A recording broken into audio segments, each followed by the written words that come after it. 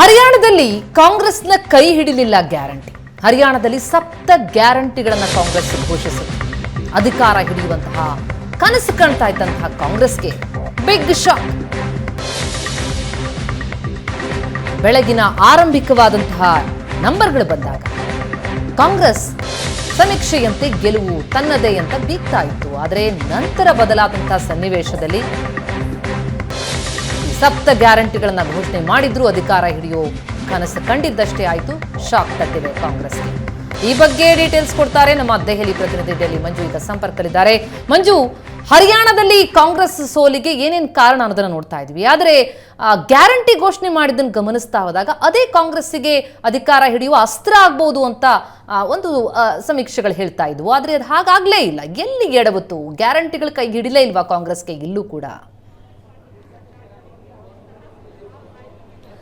ಪ್ರತಿಮಾ, ಕೇವಲ ಈಗ ಗ್ಯಾರಂಟಿ ಕೇವಲ ಕಾಂಗ್ರೆಸ್ಗ ಬಿಜೆಪಿಗ ಅಂತ ಉಳ್ಕೊಂಡಿಲ್ಲ. ಎಲ್ಲರೂ ಕೂಡ ಗ್ಯಾರಂಟಿಗಳನ್ನು ಘೋಷಣೆ ಮಾಡಿದ್ದಾರೆ. ಆದರೆ ಗ್ಯಾರಂಟಿ ಅನ್ನುವಂಥ ಪದ ಹೇಳ್ತಾ ಇಲ್ಲ ಬಿಜೆಪಿಯವರು. ಅದನ್ನು ಹೊರತಾಗಿ ನೀವು 2,000 ಕೊಟ್ಟರೆ ನಾವು 2,100 ಕೊಡ್ತೀವಿ ಅನ್ನುವಂಥ ಘೋಷಣೆಯನ್ನು ಮಾಡಿದ್ದು ಕೂಡ ಅದರ ಫಲಿತಾಂಶವನ್ನು ಈಗ ನಾವು ನೋಡ್ತಾ ಇರುವಂಥದ್ದು. ಆದರೆ ಕಾಂಗ್ರೆಸ್ಗೆ ಇದು ಗ್ಯಾರಂಟಿಗಳ ಮೇಲೆ ಹೋದಂತಹ ಕಾಂಗ್ರೆಸ್ಗೆ ಇದು 2ನೇ ಬಾರಿ ಆಘಾತ ಆಗ್ತಾ ಇರುವಂಥದ್ದು. ರಾಜಸ್ಥಾನದಲ್ಲಿ ಗ್ಯಾರಂಟಿ ಘೋಷಣೆ ಮಾಡುವುದರ ಜೊತೆಗೆ ಆಗಿನ ಅಶೋಕ್ ಗೆಹ್ಲೋಟ್ ಅವರು ಅದನ್ನು ಜಾರಿಗೂ ಕೂಡ ತಂದುಬಿಟ್ರು. ಅಲ್ಲಿ ಸಕ್ಸಸ್ಸೇ ಆಗಲಿಲ್ಲ. ಅಂದರೆ ಅಲ್ಲಿ ಅಧಿಕಾರಕ್ಕೆ ಬರಲಿಕ್ಕೆ ಸಾಧ್ಯನೇ ಆಗಲಿಲ್ಲ. ಅಲ್ಲಿ ಮೊದಲನೇ ಬಾರಿಗೆ ಎಡವಟ್ಟನ್ನು ಮಾಡ್ಕೊಳ್ತಾ ಅಂದರೆ ಗ್ಯಾರಂಟಿಗಳ ಸಕ್ಸಸ್ ಆಗಲಿಲ್ಲ ಅನ್ನುವಂಥದ್ದಾಯ್ತು. ಯಾಕಂದರೆ ದೊಡ್ಡ ರಾಜ್ಯ, ಅಲ್ಲಿನ ಜನ ಗ್ಯಾರಂಟಿಗಳನ್ನು ತಿರಸ್ಕರಿಸಿದರು ಅನ್ನುವಂಥದ್ದು. ಆದರೆ ಆ ಪ್ರಯೋಗವನ್ನು ಕಾಂಗ್ರೆಸ್ ಬಿಡಲಿಲ್ಲ. ಯಾಕಂದರೆ ಕರ್ನಾಟಕದಲ್ಲಿರ್ಬೋದು, ತೆಲಂಗಾಣದಲ್ಲಿರ್ಬೋದು ದೊಡ್ಡ ಮಟ್ಟದಲ್ಲಿ ಯಶಸ್ಸನ್ನು ಕಂಡ ಬಳಿಕ ಇದನ್ನು ಇಡೀ ದೇಶಾದ್ಯಂತ ತೆಗೆದುಕೊಂಡು ಹೋಗಬೇಕು, ಇದನ್ನು ದೇಶಾದ್ಯಂತವೂ ಕೂಡ ಅಜೆಂಡಾ ಮಾಡ್ಕೋಬೇಕು ಅನ್ನುವಂಥ ತೀರ್ಮಾನಕ್ಕೆ ಬಂದಂಥ ಕಾಂಗ್ರೆಸ್ ಪ್ರತಿ ರಾಜ್ಯದಲ್ಲಿ ಎಲ್ಲಿ ಚುನಾವಣೆ ಘೋಷಣೆ ಆಗುತ್ತೆ ಅಲ್ಲಿ ಗ್ಯಾರಂಟಿಗಳನ್ನು ಘೋಷಣೆ ಮಾಡುವಂಥದ್ದಕ್ಕೆ ತೀರ್ಮಾನವನ್ನು ಕೂಡ ಮಾಡಿತು. ಅದೇ ರೀತಿ ಹರಿಯಾಣದಲ್ಲೂ ಕೂಡ ಘೋಷಣೆಯನ್ನು ಮಾಡಿತು.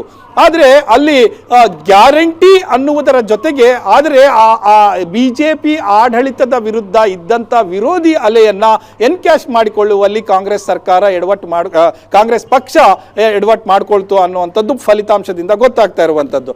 ಇನ್ನು ಗ್ಯಾರಂಟಿಗಳು ಅನ್ನುವಂಥದ್ದು ಏನಿತ್ತು ಅದನ್ನು ಸರಿಯಾದ ರೀತಿಯಲ್ಲಿ ಕನ್ವೆ ಮಾಡಲಿಲ್ಲ ಅಲ್ಲಿನ ಜನರಿಗೆ ಏನು ಹೇಗೆ ಅನ್ನುವಂಥದ್ದು. ಆ ಒಂದು ಚಿತ್ರಣವು ಕೂಡ ಫೇಲ್ ಆಯಿತು ಅನ್ನುವಂಥದ್ದು ಈಗ ಲೆಕ್ಕಾಚಾರಗಳಿಂದ ತಿಳಿದು ಬರ್ತಾ ಇರುವಂಥದ್ದು.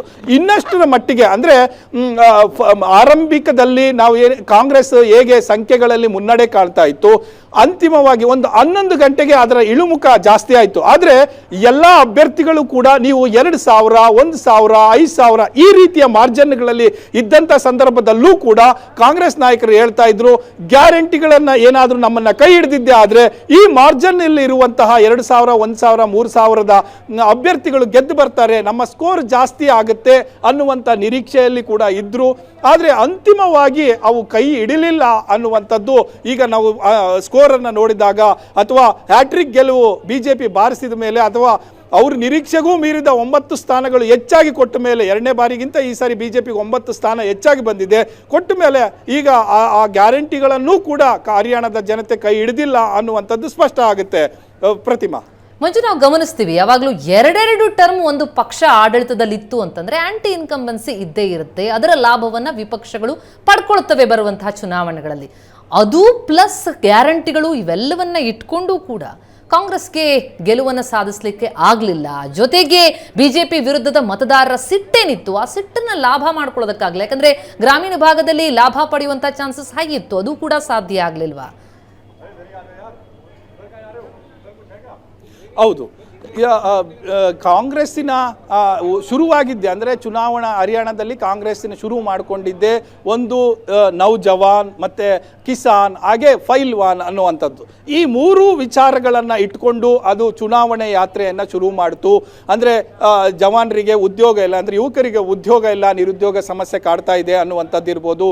ಮತ್ತು ಕಿಸಾನ್ ಅಂದರೆ ರೈತರನ್ನು ಯಾವ ಮಟ್ಟಕ್ಕೆ 2 ವರ್ಷ ಈ ಬಿಜೆಪಿ ಸರ್ಕಾರ ದೆಹಲಿಯ ಗಡಿಗಳಲ್ಲಿ ಅದರಲ್ಲೂ ಕೂಡ ಹರಿಯಾಣದ ಗಡಿಗಳಲ್ಲೇ ಕೂತು ಅವರು ಪ್ರತಿಭಟನೆ ಪ್ರತಿಭಟನೆ ಮಾಡಿದ್ದು, ಅವರನ್ನು ನಡೆಸ್ಕೊಂಡಿದ್ದ ರೀತಿ ಅಂತ ಇರ್ಬೋದು. ಅದೇ ರೀತಿ ಫೈಲ್ವಾನ್ಗಳ ವಿಚಾರದಲ್ಲಿ ಹೇಗೆಲ್ಲ ಇಲ್ಲಿನ BJP ಸರ್ಕಾರ ನಡೆಸ್ಕೊಳ್ತು ಅನ್ನುವಂಥದ್ದನ್ನು ಇಟ್ಕೊಂಡು ಈ 3 ಅಂಶಗಳನ್ನು ಇಟ್ಕೊಂಡು ಈ ಸಾರಿಯ ಪ್ರಚಾರಕ್ಕೆ ಇಳಿದಿದ್ದು ಹರಿಯಾಣದಲ್ಲಿ ಕಾಂಗ್ರೆಸ್. ಅದರ ಪ್ರತಿ ಬಾರಿಯೂ ಕೂಡ ಹೇಳ್ಕೊಳ್ತಾನೆ ಹೊರಟು, ನಿಮಗೆ BJP ಮಾಡಿದ್ದು ಏನು ಅನ್ನುವಂಥದ್ದನ್ನ ಹೇಳ್ತಾನೆ ಹೊರತು. ಆದರೆ ಅವರದೇ ಪಕ್ಷ ಘೋಷಣೆ ಮಾಡಿದಂತಹ ಗ್ಯಾರಂಟಿಗಳನ್ನು ಅಷ್ಟರ ಮಟ್ಟಿಗೆ ಪ್ರಚುರ ಮಾಡಲಿಲ್ಲ.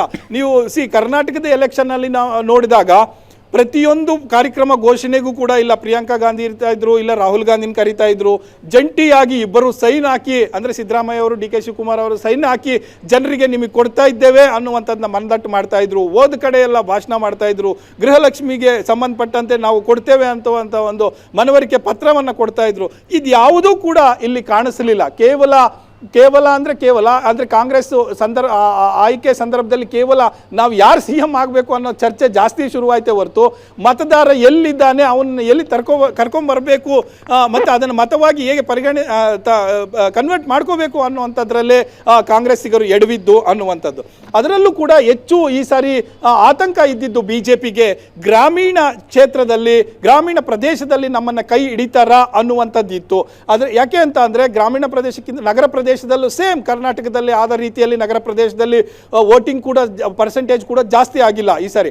ಸೊ ಆ ಒಂದು ಆತಂಕ ಶುರುವಾಗಿತ್ತು, ಇಲ್ಲೂ ಕೂಡ ಕೈ ಬಿಟ್ಬಿಟ್ರಾ ಅನ್ನುವಂಥದ್ದು. ಅದೇ ರೀತಿ ಗ್ರಾಮೀಣ ಪ್ರದೇಶದ ಜನತೆ ಈ ಎಲ್ಲ ಅಂದರೆ ಯಾಕಂದರೆ ರೈತರು ಇವರೆಲ್ಲರೂ ಕೂಡ ಜಾಸ್ತಿ ಗ್ರಾಮೀಣ ಪ್ರದೇಶದಲ್ಲಿರುವಂಥವರು ಈ ಸಾರಿ ಅವರು ರಿವೋಲ್ಟ್ ಆಗಿದ್ದಾರೆ, BJP ಪಕ್ಷಕ್ಕೆ ಮತ ನೀಡೋದಿಲ್ಲ ಅನ್ನುವಂಥ ಎಲ್ಲ ಲೆಕ್ಕಾಚಾರಗಳು ಕೂಡ ಆಗಿತ್ತು. BJP ಇದರ ಅಡಿಯಲ್ಲೇ ಲೆಕ್ಕಾಚಾರಗಳನ್ನು ಹಾಕ್ಕೊಂಡು ಅಭ್ಯರ್ಥಿಗಳನ್ನು ಆಯ್ಕೆ ವಿಚಾರವಾಗಿ ಕೂಡ ಮುಂದಿಟ್ಕೊಂಡು ಒಂದು ಪ್ರಯತ್ನಕ್ಕೆ ಏನು ಚುನಾವಣಾ ಕಣಕ್ಕೆ ಇಳೀತು.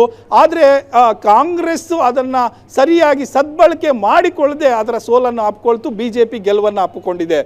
ಪ್ರತಿಮಾ, ಥ್ಯಾಂಕ್ ಯು ಮಂಜು ತವೆಲ್ಲ ಮಾಹಿತಿಗೆ.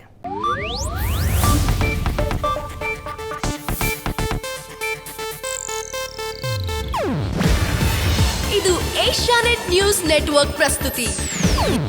ನೀವು ನೋಡ್ತಿದ್ದೀರಾ ಏಷ್ಯಾನೆಟ್ ಸುವರ್ಣ ನ್ಯೂಸ್.